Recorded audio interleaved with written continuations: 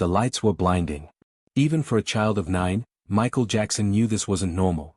Most kids his age were playing baseball in vacant lots or riding bikes until the streetlights came on. But Michael stood in recording studios where the air smelled like cigarette smoke and ambition, where grown men in expensive suits decided if his voice was good enough, if his steps were sharp enough, if he was worth the investment. His father, Joe Jackson, stood in the corner with arms crossed and eyes that never blinked, never softened. There was no room for mistakes in Joe's world. There was only perfection or punishment. Gary, Indiana felt like a lifetime ago, though it had only been months since the Jackson 5 left their cramped house on Jackson Street. Michael remembered the rust on the railings, the sound of trains passing in the night, the way his mother Catherine would hum gospel songs while cooking. Those memories were becoming fuzzy now, replaced by hotel rooms that all looked the same and stages that grew bigger with each performance. His brothers, Jackie, Tito, Jermaine, and Marlon, were his only constants, but even they were changing. The music industry didn't just take your time. It took pieces of who you were and replaced them with who you needed to be. Berry Gordy, the founder of Motown Records, saw something in Michael that transcended talent. It was magic, raw and untamed. When Michael sang, people forgot their problems. When he danced, gravity seemed like a suggestion rather than a rule. But magic came with a price. While other children learned algebra and made friends at recess, Michael learned choreography and made appearances on television shows. His childhood was measured in record sales and chart positions. Number 1 meant pride. Anything less meant disappointment that hung in the air like smoke. The Jackson 5 exploded onto the scene with a force that surprised even the music executives who had bet on them. Songs like I Want You Back and ABC weren't just hits, they were cultural earthquakes. Black kids and white kids, rich and poor, all danced to the same rhythm. Michael's voice carried hope during a time when America desperately needed it. The country was still healing from assassinations and war, still fighting battles over civil rights and equality. The Jackson 5 offered something simple and pure, joy. But behind the sequin vests and synchronized moves, Michael was drowning in expectations he didn't fully understand. His brothers could escape sometimes, sneaking out to meet girls or play basketball. Michael couldn't. He was too recognizable, too valuable. Joe made sure of that. Practice started before dawn and ended long after sunset. If Michael's spin wasn't perfect, they'd do it again. If his note cracked even slightly, they'd record again. Excellence wasn't the goal, it was the baseline. Anything extraordinary was just what was expected. Michael learned early that love in his family was conditional. It came when you succeeded. It vanished when you failed. The cameras loved him. Talk show hosts called him precocious and talented. Fans screamed his name until their voices went hoarse. But when the lights dimmed and the crowds went home, Michael sat alone in hotel rooms that cost more per night than his family used to make in a month. He'd stare at his reflection in mirrors and wonder who he was beneath the performer. Was there anything left of the boy who used to climb trees and tell jokes? Or had that boy been replaced entirely by this thing the world called a star? The question haunted him, but there was never time to answer it. Tomorrow meant another show, another city, another performance where he had to smile like his life depended on it. Because in many ways, it did. The machine of fame had claimed him, and it would never let go. By the time Michael Jackson turned 21, he had already lived several lifetimes. The transition from child star to adult artist destroyed many careers, but Michael approached it like a general planning a campaign. He studied every aspect of music production, spending countless hours in recording studios learning how sound engineers layered tracks, how producers created mood, how songs became movements. His education came from legends. Quincy Jones became his mentor, teaching him that great music wasn't just heard, it was felt in the bones. Together, they crafted Off the Wall, an album that proved Michael wasn't just a former child star clinging to relevance. He was an artist with vision. But Off the Wall was just the foundation. Michael wanted more than success, he wanted immortality. He wanted to create something so powerful that it would outlive him, outlast trends, and transcend generations. That ambition drove him to the edge of madness during the creation of Thriller. He worked 18-hour days, obsessing over every detail. A single snare drum could be recorded 50 different ways before he found the right one. Background vocals were layered until they created a texture that felt otherworldly. Other artists would have called it perfectionism. Michael called it necessity. Thriller didn't just break records, it shattered the very concept of what an album could achieve. It sold millions of copies in weeks, then tens of millions, then numbers that seemed impossible. The music videos weren't just promotional tools, They were short films that changed how artists communicated with audiences. Michael didn't walk onto sets, he transformed them. The 40-minute thriller video cost more than most feature films, with makeup effects that rivaled Hollywood productions and choreography that would be studied for decades. When Michael transformed into a werewolf on screen, children hid behind couches. When he led an army of zombies in synchronized dance, the world realized they were witnessing something unprecedented. The moonwalk debuted on the Motown 25 television special, and reality seemed to pause. Michael glided backward across the stage as if friction no longer applied to him, as if he existed in a realm where normal rules didn't matter. That single move became iconic, imitated by millions but never truly replicated. It represented everything Michael had become: unique, untouchable, otherworldly. He was no longer just a musician. He was a phenomenon, a cultural force that influenced fashion, dance, and how people thought about entertainment itself. But the higher Michael climbed, the further he fell from anything resembling normal human connection. He bought Neverland Ranch, a sprawling estate with amusement park rides, a zoo, and movie theater, surrounding himself with the childhood he never had. He invited children to visit because their company felt pure, uncomplicated by the agendas and betrayals that defined his adult relationships. The world found this strange, suspicious even. Michael couldn't understand why. He genuinely believed he was offering these kids something magical, a place where imagination mattered more than money or status. The irony was crushing.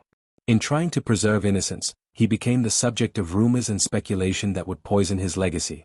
His appearance began changing dramatically. Plastic surgery altered his nose, his chin, his cheeks. He claimed it was just 2 procedures, but photographs told a different story. His skin grew lighter, which he attributed to vitiligo, a legitimate medical condition. But the public saw transformation and assumed deception. They couldn't understand that Michael was trying to escape something, maybe the face that looked like his father's, maybe the reflection that reminded him of all the years stolen, maybe himself. Each surgery was an attempt to rewrite history, to become someone new who wasn't carrying decades of trauma and pressure. But scalpels couldn't cut away pain. They just made it harder to recognize the person bleeding. His relationships crumbled under the weight of his fame. He married Lisa Marie Presley, Elvis's daughter, in a union that felt more like 2 wounded people seeking shelter than genuine partnership. When that ended, he married Debbie Rowe, who gave him the children he desperately wanted. But even fatherhood came with controversy. People questioned everything: the children's biological origins, his parenting methods, his ability to provide normal upbringing. Michael loved his children fiercely, but love alone couldn't shield them from the judgment that followed his name like a shadow. He had conquered the world, sold hundreds of millions of records, and inspired countless artists. Yet he couldn't find peace. The kingdom he built was magnificent from the outside, but inside its walls, the king wandered alone through empty rooms, searching for something that fame could never provide. The year was 2003, and Michael Jackson's world imploded with a force that made his previous controversies seem like whispers. Police raided Neverland Ranch with 70 officers, search warrants, and news helicopters circling overhead like vultures waiting for death. The charges were unspeakable: child molestation allegations that landed like grenades on a man already fragile from years of public scrutiny. The media transformed from critical observers into a frenzied mob. Late-night comedians made Michael the punchline of every joke. News anchors discussed his guilt as if the verdict had already been delivered. The presumption of innocence, a foundational principle of justice, evaporated in the heat of scandal. Michael arrived at the courthouse for his arraignment looking disoriented and defeated. He stood atop an SUV, waving to fans who still believed in him, but the gesture felt hollow. His famous sequin glove and military jackets had been replaced by a simple black suit that hung loosely on his diminishing frame. The man who once commanded stages with supernatural confidence now shuffled into courtrooms with shoulders hunched, avoiding eye contact with the cameras that documented his humiliation. This wasn't a trial, it was a public execution broadcast globally, a spectacle where truth mattered less than ratings. The prosecution built their case on the testimony of a 13-year-old boy and his family, people Michael had welcomed into his home with characteristic generosity. He had helped them financially during the child's cancer treatment, invited them to Neverland, trusted them with his kindness. Now that family sat across a courtroom describing Michael as a predator. The details were graphic, disturbing, designed to trigger revulsion. But as the trial progressed, cracks appeared in their story. Financial motivations emerged. The family had a history of pursuing celebrities for money. The mother had a record of lying under oath. The boy's testimony changed depending on who was asking questions. None of this mattered to much of the public. The accusation itself had already convicted Michael in the court of popular opinion. Michael's defense team, led by attorney Thomas Mesereau, systematically dismantled the prosecution's narrative. Witnesses testified that they had never seen Michael behave inappropriately with children. FBI investigations spanning over a decade found no evidence of wrongdoing. Former employees, some who had left Neverland angry at Michael, stated under oath that the allegations were false. The accuser's credibility crumbled under cross-examination. His mother's performance on the witness stand bordered on theatrical, claiming conspiracy theories that ranged from kidnapping plots to forced balloon rides. Even the judge seemed skeptical. But Michael still sat in that courtroom day after day, watching his life dissected by strangers, his reputation fed to the wolves of public entertainment.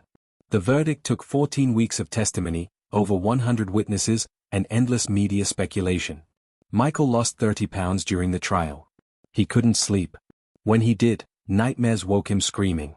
His health deteriorated so badly that he was hospitalized multiple times. The man who had danced for 3 hours straight in concerts could barely walk into the courthouse without assistance. On June 13, 2005, the jury returned with their decision, not guilty on all 14 counts. Michael wept. His family wept. His fans celebrated in streets around the world. But victory felt empty. The trial had cost Michael more than money, it had cost him the last fragments of his soul. He couldn't return to Neverland. The place that represented his dreams now symbolized his nightmare. He left America, wandering between Bahrain, Ireland, and various estates, a king without a kingdom. The music industry that once celebrated him now kept cautious distance. Radio stations stopped playing his songs. Sponsors backed away. The man who had given the world Thriller and Billie Jean had been reduced to a cautionary tale about fame, eccentricity, and the price of being different. He had been found innocent by law, but the world's verdict remained guilty. The mirror that society held up to Michael Jackson reflected not just a man, but their own capacity for cruelty, their willingness to destroy what they didn't understand. And in shattering Michael, they shattered something in themselves, the ability to separate artist from accusation, human from headline, truth from entertainment. Michael Jackson became a ghost long before he died. After the trial, he existed in limbo, too famous to disappear, too damaged to return. He lived in rented mansions in Los Angeles, spending money he didn't have on luxuries that brought no pleasure. His finances were catastrophic. The Neverland Ranch, once valued at over $100 million, faced foreclosure. Michael owed hundreds of millions to various creditors, lawyers, and business partners who circled his declining empire like sharks drawn to blood. The catalog of Beatles songs he'd purchased in 1985, his smartest investment, was being used as collateral for loans he couldn't repay. The king of pop was going bankrupt. His children, Prince, Paris, and Blanket, were his only light in the darkness. He homeschooled them, kept them away from the media that had devoured their father. When they went out, he made them wear masks to protect their identities, a practice the world mocked but that Michael saw as essential. He wanted them to have the privacy he'd never known. He read to them every night, played with them in ways his own father never had, tried desperately to break the cycle of Jackson family trauma. But even in fatherhood, Michael was haunted. He worried constantly about money, about how he would provide for them when everything collapsed. The pressure was suffocating. His physical health deteriorated in concert with his finances. Decades of performance had destroyed his body. His spine was damaged from years of intensive dancing. His lungs suffered from the time his hair caught fire during a Pepsi commercial filming in 1984. That accident had led to his first prescription painkillers, and that prescription had opened a door Michael could never fully close. By 2009, he was dependent on multiple medications, sleeping pills, anxiety medications, pain relievers, a chemical cocktail that kept him functioning but slowly poisoned him. He couldn't sleep without pharmaceutical help. When insomnia clawed at him during long nights, he'd pace mansion hallways like a prisoner in his own skin. Then came the announcement that seemed like salvation, a comeback concert series at London's O2 Arena. This Is It was supposed to be Michael's redemption, his chance to prove he still possessed the magic. He signed on for 50 shows, an almost impossible schedule for a healthy performer, let alone one ravaged by age, stress, and chronic pain. The advance ticket sales broke records. 800,000 people tried to buy tickets in the first hours. The world wanted Michael Jackson back. But Michael wasn't sure he could deliver. Rehearsals revealed the terrifying gap between expectation and reality. Michael could still move with grace, still hit notes that defied logic, but his stamina was gone. He would rehearse for an hour and need to rest for 3. His weight dropped below 130 pounds. Staff members watched with growing concern as he struggled through routines that would have once been effortless. The pressure mounted. AEG Live, the concert promoter, had invested millions in production, venue rental, and promotion. They needed Michael Jackson the icon, not Michael Jackson the exhausted 50-year-old man whose body was betraying him. This is when Dr. Conrad Murray entered Michael's life like a character from a tragedy. Murray was a cardiologist struggling with his own financial problems, facing foreclosure on his home and desperate for income. Michael was paying him $150,000 per month to be his personal physician during the concert preparations. But Michael didn't need a cardiologist. He needed a miracle worker who could make insomnia disappear and energy return. Murray's solution was propofol, a powerful anesthetic used in surgery, never intended for home use, certainly never intended as a sleep aid. The drug was dangerous, requiring constant monitoring because it suppressed breathing and could stop a heart. Night after night, Murray administered propofol in Michael's bedroom, turning it into a makeshift operating room. Michael called it his milk because of the white, milky appearance. It was the only thing that gave him the deep, dreamless sleep his broken mind craved. Murray would inject the drug, watch Michael slip into unconsciousness, and theoretically monitor him through the night. But monitoring was inconsistent. Murray made phone calls, left the room, failed to maintain the vigilance such a dangerous drug demanded. Michael trusted him because he had no choice. He needed sleep like other people need oxygen. Without it, he couldn't perform. Without performing, he couldn't pay his debts. Without paying his debts, he'd lose everything. The ghost haunting his own castle was preparing for a resurrection that would never come. In trying to become the king of pop again, Michael Jackson was slowly dying. The medications, the pressure, the weight of decades of trauma and expectation, all of it was building toward a catastrophe that would shock the world and end the life of the most famous entertainer who ever lived. June 25, 2009, started like any other morning in Los Angeles: sunshine, traffic, people rushing to work unaware that history was about to shift. Inside a rented mansion in Holmby Hills, Michael Jackson was dying. Dr. Conrad Murray had administered propofol sometime after midnight to help Michael sleep. But this night was different. Murray left the room to make phone calls. He was gone for extended periods, neglecting his most critical responsibility, watching Michael breathe. When he returned, Michael had stopped breathing. His skin was cool. His pulse was absent. The king of pop was in cardiac arrest. Murray panicked. Instead of immediately calling 911, he attempted CPR on Michael's bed, a soft surface where chest compressions are ineffective. He called Michael's personal assistant before calling emergency services. Precious minutes evaporated while Murray tried to cover his tracks, hiding evidence of the propofol injections that he knew would expose his reckless treatment.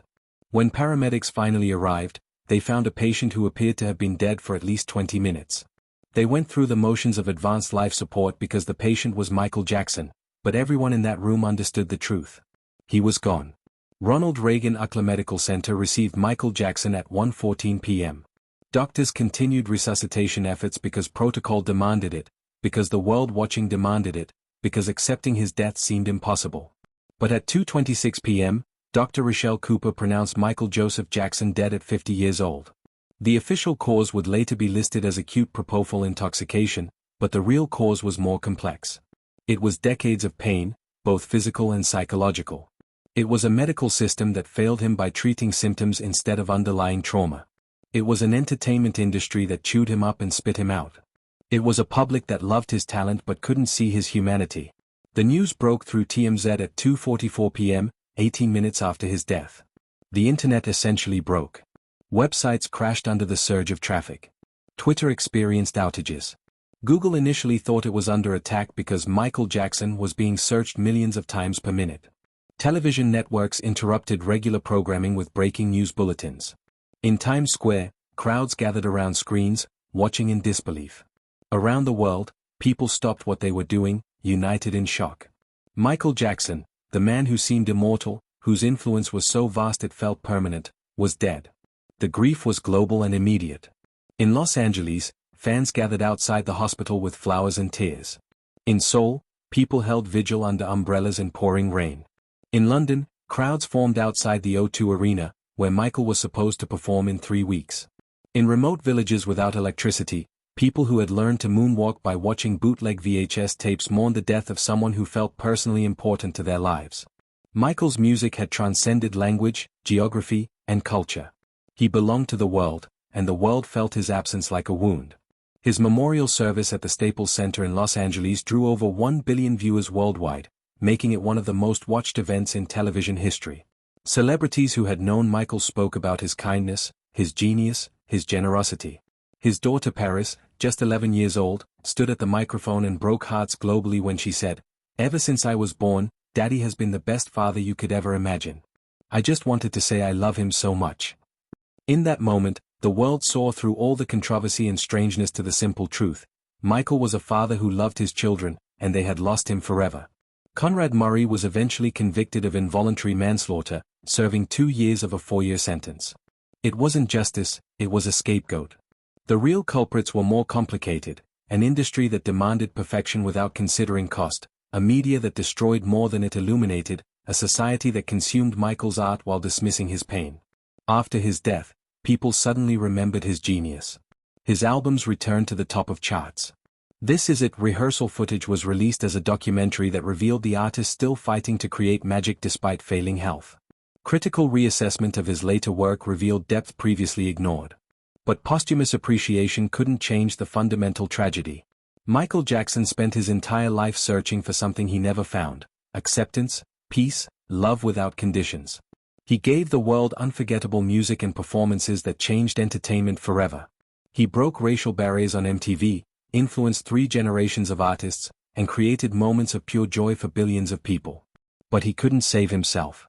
The boy who started performing at 5 years old, who never experienced normal childhood, who built an empire on talent and determination, that boy never got to rest.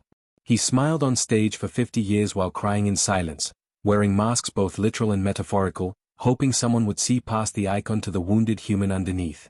Michael Jackson's story is a mirror reflecting what we value and what we sacrifice in pursuit of greatness. It asks uncomfortable questions about fame, exploitation, and the price we demand from those who entertain us. His music will live forever, played at weddings and parties, studied in music schools, and cherished by fans yet to be born.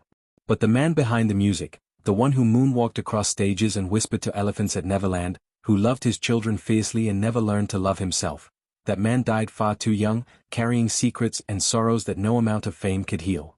The king was dead, but the music, the legacy, and the lessons remain, asking each new generation to do better, to see artists as humans, to remember that behind every performance is a person who smiles in public and might be crying in silence.